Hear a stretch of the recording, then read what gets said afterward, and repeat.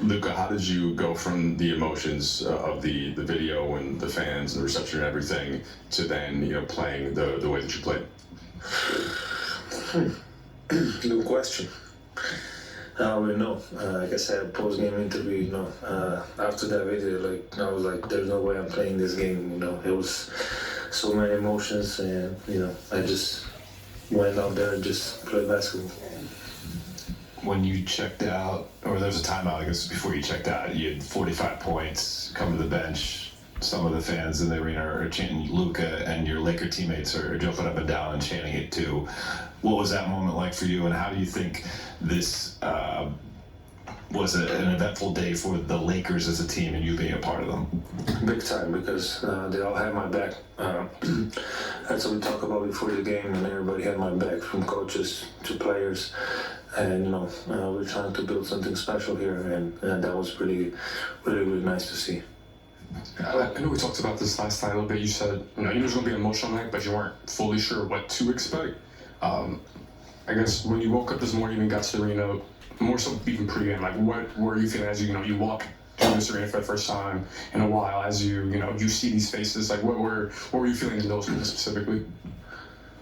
Well, it was a little bit of both, happy and angry, but, it's nice to see some familiar faces here. I spent a lot of times with them. But like you said, it was a lot of emotions. When I woke up, I was tired. I didn't sleep much. I was excited about this game, and, I really appreciate the fans, the way they reacted to me. Luka, what was the exhale like after? The exhale, was there a sign of relief or exhaustion from you after tonight to be able to put this back? I'm tired. But I'm happy. It's over. Now I can get some sleep finally. But like I said, it was an amazing experience. Like I said, the fans, the way they accepted me, cheered for me, it was just unbelievable. Luka, you had that moment after you checked out where you got a standing ovation from the crowd, you got a standing ovation from the bench, and then you sat down and you were surrounded by everyone standing. What was going through your head there when you kind of sat by yourself for 30 seconds? Honestly, I don't really know. I wasn't even thinking. I was just, happy. I wasn't really thinking. I'm sorry, I don't know what to say, because I wasn't really thinking. I was just saying there, it's over, we won, and I had a great time. Luka, Dave alluded to this a little bit, but not just tonight's win, but beating OKC in the way that you did, hanging in the second game. What kind of collective confidence does this give you guys, as you still need one win to secure the 3 seed? What confidence does it give you as you approach the playoffs? First of all, it's big time that we clinched playoff spot. That's a big time. You don't want to play in play-in. You get some rest. But obviously we won the 3rd seed, and we're gonna go after it for sure.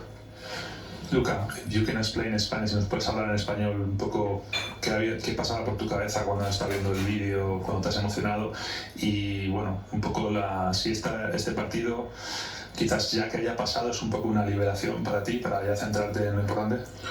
Sí, ha pasado muchas cosas por mi cabeza, y creo que muchas emociones, he vivido momentos increíbles aquí.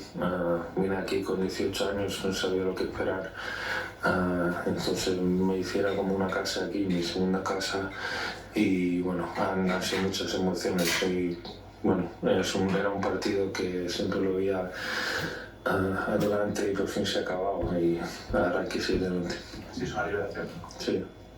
Luka, specifically, during that pregame video, what were some of the moments that found you, made you most emotional? Was there anything in particular that really stuck out to you as you kind of looked back at sort of, your basketball career in America kind of compressed into 2 minutes? All of it for sure, but I'll probably say that the shot in the finals of the conference finals, we were always the underdog in every series. So the way we came together and played together, it was just another level, and everybody was locked in, and I would say that was the moment when I remember last year.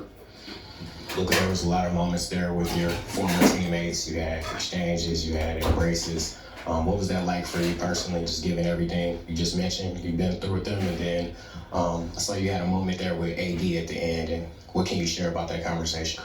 Yeah, I mean, those are, like I say, you know, those are my brothers. I know we're not on the same team now, but I always have contact with them. We went to wars together.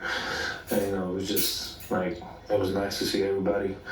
And then, you know, with AD, we got traded for each other. So from now on, everybody gonna compare us to.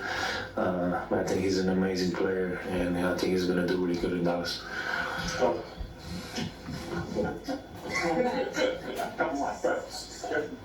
Luka, you spoke back in February about how it would take time for closure.